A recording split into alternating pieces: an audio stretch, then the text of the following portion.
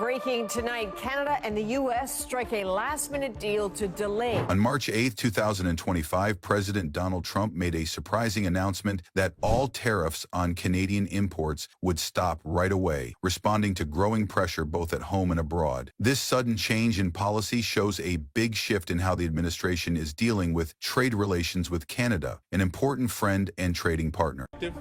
Relief, but also some real uncertainty now that there's a 30-day pause. It's not a complete victory.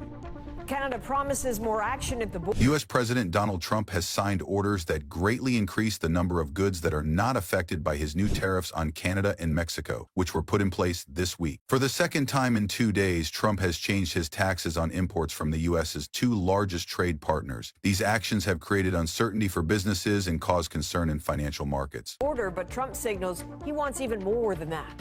What I'd like to see Canada become our 51st state. The frustration and anxiety. On Wednesday, he mentioned that he would temporarily exempt car makers from the 25% import taxes just a day after they started. Mexican President Claudia Sheinbaum expressed gratitude to Trump for the decision, while Canada's finance minister mentioned that the country would pause its planned second round of retaliatory tariffs on U.S. goods. After his second call with Trump today, the Prime Minister announced online proposed tariffs will be paused for at least 30 days while we work together.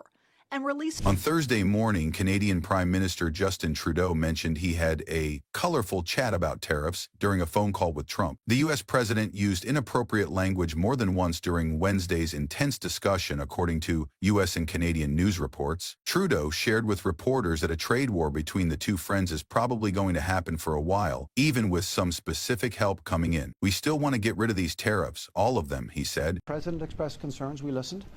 But we're working now jointly, hand in hand, especially when it comes to this scourge and this tragedy surrounding fentanyl. Sheinbaum mentioned that she had a great and respectful conversation with Trump, noting that both countries would collaborate to reduce the flow of the opioid fentanyl from Mexico into the U.S. and limit the trafficking of guns going the other way. The exemption from the duties applies to items sent under North America's free trade deal, the U.S.-Mexico-Canada Agreement, USMCA, which Trump signed during his first term. Things that come into the U.S. now under the agreement's rules include TVs, air coolers, avocados, and beef, based on a study by the company Trade Partnership Worldwide. The actions also lowered tariffs on potash, an important part of fertilizer that U.S. farmers need, from 25% to 10%. A White House official mentioned that around half of U.S. imports from Mexico and about 62% from Canada might still have tariffs applied. The proportions might shift as companies adjust their practices based on the order. It was 30 days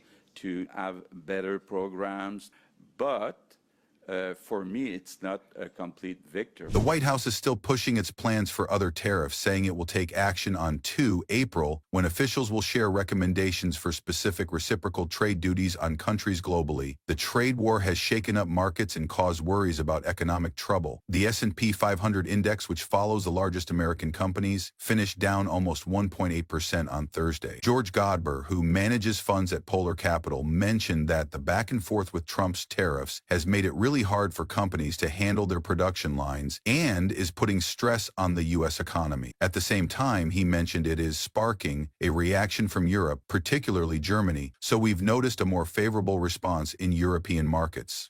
There still is that threat of tariffs in the future, and so we have a responsibility to continue to take those long-term steps to ensure that our economy is Trump. While signing the orders, Trump brushed off the idea that he was changing his mind about the measures due to worries about the stock market. It has nothing to do with the market, Trump said. I'm not really paying attention to the market right now because in the long run, the United States will be really strong with what's going on. Ontario Premier Doug Ford, who is in charge of Canada's largest province, said afterwards that a break on some tariffs means nothing. Proof. Two countries used to fighting on the same side pushed to the brink of economic war, the tension coming to a head over the last few days. We will not back down. Those advising the Prime Minister say Trudeau's threats of retaliation are why Trump. Before the announcement of relief, he told CNN that the province still intended to implement a 25% tariff on the electricity supplied to 1.5 million homes and businesses in New York, Michigan, and Minnesota starting Monday. To be honest, it really gets to me. We have to do this, but I really don't want to, he said. Treasury Secretary Scott Bessent on Thursday said that getting back at others would not help in trade talks. If you want to be foolish like Justin Trudeau and say, oh, we're going to do this, then tariffs are likely to increase, he mentioned during a question and answer session after a speech at the Economic Club of New York on Thursday. We had done nothing. At midnight tonight, we would have had 25% tariffs on every single goods that we ship to the United States. We respond. Everyday items worth a lot of money move between the U.S., Canada, and Mexico, and the economies of these three countries are closely connected after many years of free trade. Trump has said that putting tariffs in place will help American businesses and increase manufacturing, but a lot of economists believe that tariffs might cause prices to go up for people in the U.S., and they also caution that it could lead to serious economic problems in Mexico and Canada. Every day, around $1 billion in trade comes into the U.S. from Mexico. This is because it has usually had low or no tariffs, according to Daniel Anthony, president of Trade Partnership Worldwide. It's not clear if importers will begin to claim USMCA, but there's a lot of money involved, he said. I don't believe you've made a real and significant concession.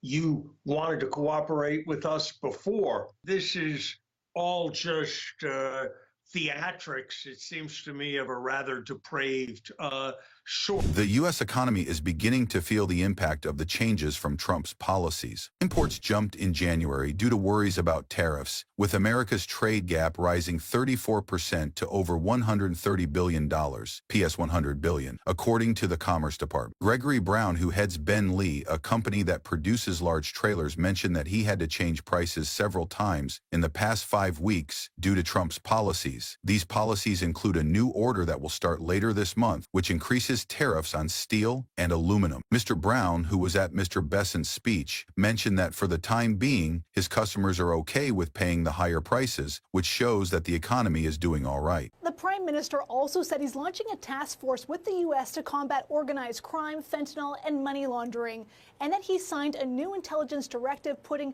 200... It's a really good economy, he said, pointing out that the economy was strong under Biden as well. He mentioned that he viewed Trump's choice to swiftly provide help from his new tariffs as a sign of a president who is friendly to business and adapting to the business reality. The start of these tariffs goes back to February 1, 2025, when President Trump signed orders that put almost universal tariffs on goods from Canada and Mexico. The order set a 25% tax on all goods sent from Mexico and Canada, except for oil and energy products, which had a 10% tax. The government explained these actions by pointing to worries about illegal immigration, the rise of fentanyl in the U.S., and the aim to lower the trade deficit.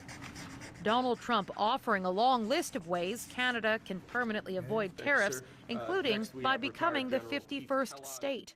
If people wanted to play. The introduction of these tariffs caused quick and serious diplomatic problems. Canadian Prime Minister Justin Trudeau said that Canada will impose a 25% tax on 30 billion Canadian dollars worth of U.S. goods, and there are plans to increase this to 155 billion Canadian dollars in the next 3 weeks. Mexico's President Claudia Sheinbaum also said she plans to take both tariff and non-tariff economic actions against the United States. Because of these changes, Canada and Mexico talk with the United States on February 3, 2025, it was decided to push back the start of tariffs by 1 month. Mexico agreed to send 100,000 National Guard troops to its border to stop drug trafficking, while President Trump promised to take steps to reduce weapons trafficking into Mexico. In the same way, Canada decided to name a fentanyl czar, label Mexican drug cartels as terrorists, and set aside 200 million Canadian dollars for intelligence work focused on fentanyl and organized crime. Build our cars. I'd rather see Detroit or South Carolina or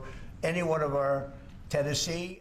Trump has openly said he wants to use tariffs to generate revenue. The taxes on imports and the resulting trade conflict had significant effects on the economy and politics. The world markets faced some ups and downs as worries about a U.S. recession grew and investors felt uncertain. The jobs report from February showed a slowdown, putting pressure on the administration to rethink its trade policies. In Canada, the shaky economy made problems worse, like rising prices and a housing issue, which caused Prime Minister Trudeau's Trudeau's popularity to drop. With rising trade issues, Trudeau said he is stepping down, hoping that new leaders can help the country through this tough time. His heartfelt goodbye highlighted how serious the situation is and the strong worries about Canada's economic independence and national identity. Writing on social media, they're going to see whether or not a final economic deal with Canada can be structured.